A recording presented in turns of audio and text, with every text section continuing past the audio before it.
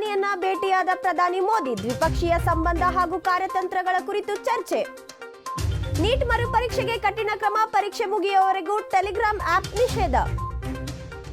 19ನೇ ಮುಂಬೈ ಅಂತಾರಾಷ್ಟ್ರೀಯ ಚಲನಚಿತ್ರಕ್ಕೆ ಇಂದು ಚಾಲನೆ. ಪ್ರಶಸ್ತಿಗಾಗಿ 13 ದೇಶಗಳ ಒಟ್ಟು 144 ಸಿನಿಮಾಗಳ ಸ್ಪರ್ಧೆ. ಫಿಫಾ ವಿಶ್ವಕಪ್ನಲ್ಲಿ ದಾಖಲೆ ನಿರ್ಮಿಸಿದ ಮೆಸ್ಸಿ ಹ್ಯಾಟ್ರಿಕ್ ಗೋಲ್ ಬಾರಿಸಿ ಗಮನ ಸೆಳೆದ ಸ್ಟಾರ್ ಆಟಗಾರ. ನಮಸ್ಕಾರ ವೀಕ್ಷಕರೇ, ಅಕ್ಕ ಟಿವಿಗೆ ಸ್ವಾಗತ. ನಾನು ರಾಜೇಶ್ವರಿ ಮಲ್ಕೋಡ್. ಪ್ರಧಾನಿ ನರೇಂದ್ರ ಮೋದಿ ಮತ್ತು ಯುಎಇ ಅಧ್ಯಕ್ಷ ಶೇಖ್ ಮೊಹಮ್ಮದ್ ಬಿನ್ ಜಾಯೆದ್ ಅಲ್ ನಯಾನ್ ಫ್ರಾನ್ಸ್ನಲ್ಲಿ ನಡೆಯುತ್ತಿರುವ G7 ಶೃಂಗಸಭೆಯಲ್ಲಿ ಭೇಟಿಯಾಗಿದ್ದಾರೆ. ಈ ಕುರಿತು ಪ್ರಧಾನಿ ಮೋದಿ ತಮ್ಮ ಎಕ್ಸ್ ಖಾತೆಯಲ್ಲಿ ಮಾಹಿತಿಯನ್ನು ಹಂಚಿಕೊಂಡಿದ್ದಾರೆ.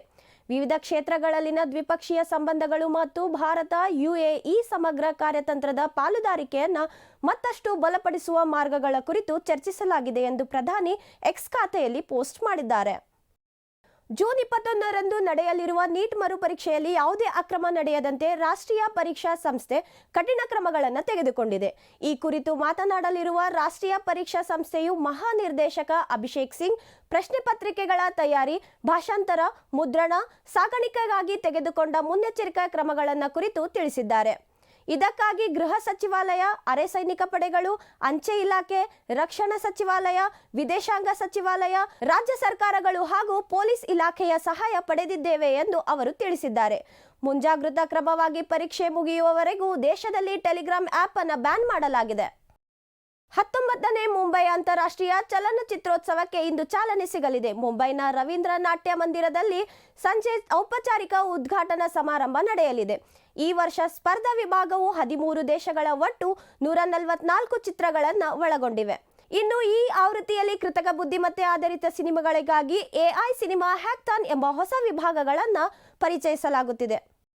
ರಾಜ್ಯದಲ್ಲಿ ಮುಂಗಾರು ಮಳೆ ಮತ್ತಷ್ಟು ಚುರುಕುಗೊಂಡಿದ್ದು ಮುಂದಿನ 5 ದಿನಗಳ ಕಾಲ ಕರಾವಳಿ, ಉತ್ತರ ಒಳನಾಡು ಹಾಗೂ ದಕ್ಷಿಣ ಒಳನಾಡಿನ ಹಲವು ಜಿಲ್ಲೆಗಳಲ್ಲಿ ಉತ್ತಮ ಮಳೆಯಾಗಲಿದೆ ಎಂದು ಹವಾಮಾನ ಇಲಾಖೆ ಮುನ್ಸೂಚನೆ ನೀಡಿದೆ. ಕರಾವಳಿ ಜಿಲ್ಲೆಗಳಿಗೆ ಮಳೆಯೊಂದಿಗೆ ಬಿರುಗಾಳಿ ಬೀಸುವ ಸಾಧ್ಯತೆ ಇದ್ದು ಕಲಬುರಗಿ, ಬೀದರ್, ರಾಯಚೂರು, ಕೊಪ್ಪಳ, ಯಾದಗಿರಿ ಸೇರಿದಂತೆ ಉತ್ತರ ಒಳನಾಡಿನ ಜಿಲ್ಲೆಗಳಲ್ಲೂ ಮಳೆಯ ನಿರೀಕ್ಷೆ ಇದೆ. ರಾಜಧಾನಿ ಬೆಂಗಳೂರಿನಲ್ಲೂ ಮುಂದಿನ 48 ಗಂಟೆಗಳ ಕಾಲ ಮೋಡ ಕವಿದ ವಾತಾವರಣವಿದ್ದು ಕೆಲವೆಡೆ ಸಾಧಾರಣ ಮಳೆಯಾಗುವ ಸಾಧ್ಯತೆ ಇದೆ ಎಂದು ಹವಾಮಾನ ಇಲಾಖೆ ತಿಳಿಸಿದೆ. ಅಮೆರಿಕದ ಕನ್ಸಾಸ್ ಸಿಟಿ ಕ್ರೀಡಾಂಗಣದಲ್ಲಿ ಇಂದು ನಡೆದ ಫಿಫಾ ವಿಶ್ವಕಪ್ ಗ್ರೂಪ್ ಹಂತದ ಪಂದ್ಯದಲ್ಲಿ ಅರ್ಜೆಂಟೀನಾ ತಂಡವು ಅಲ್ಜೀರಿಯಾ ವಿರುದ್ಧ 3-0 ಗೆಲುವುಗಳ ಭರ್ಜರಿ ಜಯ ಸಾಧಿಸಿದೆ. ಸ್ಟಾರ್ ಆಟಗಾರ ಲಿಯೋನೆಲ್ ಮೆಸ್ಸಿ ವಿಶ್ವಕಪ್ನಲ್ಲಿ ಮೊದಲ ಹ್ಯಾಟ್ರಿಕ್ ಗೋಲು ಸಿಡಿಸಿ ಐತಿಹಾಸಿಕ ದಾಖಲೆಯನ್ನು ಬರೆದಿದ್ದಾರೆ. ಇದರ ಜೊತೆಗೆ ವಿಶ್ವಕಪ್ ಪಂದ್ಯದಲ್ಲಿ 16ನೇ ಗೋಲು ದಾಖಲಿಸುವ ಮೂಲಕ ಜರ್ಮನಿಯ ದಿಗ್ಗಜ ಮಿರೋಸ್ಲಾವ ಕ್ಲೋಸ್ ಬರೆದಿದ್ದ ಗರಿಷ್ಠ ಗೋಲುಗಳ ಮಹಾ ದಾಖಲೆಯನ್ನ ಮೆಸ್ಸಿ ಮುರಿದಿದ್ದಾರೆ. ಇನ್ನು 6 ವಿಶ್ವಕಪ್ ಟೂರ್ನಿಯಲ್ಲಿ ಆಡಿದ ವಿಶ್ವದ ಮೊದಲ ಆಟಗಾರ ಎಂಬ ಹೆಗ್ಗಳಿಕೆಗೂ ಕೂಡ ಮೆಸ್ಸಿ ಪಾತ್ರರಾಗಿದ್ದಾರೆ. ಜುಲೈ 17ಕ್ಕೆ ರಿಲೀಸ್ ಆಗ್ತಿರೋ ದಿ ಒಡಿಸಿ ಚಿತ್ರದ ಪ್ರಚಾರಕ್ಕೆ ಹಾಲಿವುಡ್ ಖ್ಯಾತ ನಿರ್ದೇಶಕ ಕ್ರಿಸ್ಟೋಫರ್ ನೋಲನ್ ಮುಂಬೈಗೆ ಆಗಮಿಸಲಿದ್ದಾರೆ. ಲಂಡನ್, ಪ್ಯಾರಿಸ್ ನಂತರ ಮುಂಬೈನ PVR ಐಕಾನ್ ಐಮ್ಯಾಕ್ಸ್ನಲ್ಲಿ ಈ ಚಿತ್ರದ ಗ್ರ್ಯಾಂಡ್ ಪ್ರೀಮಿಯರ್ ಶೋ ನಡೆಯಲಿದೆ.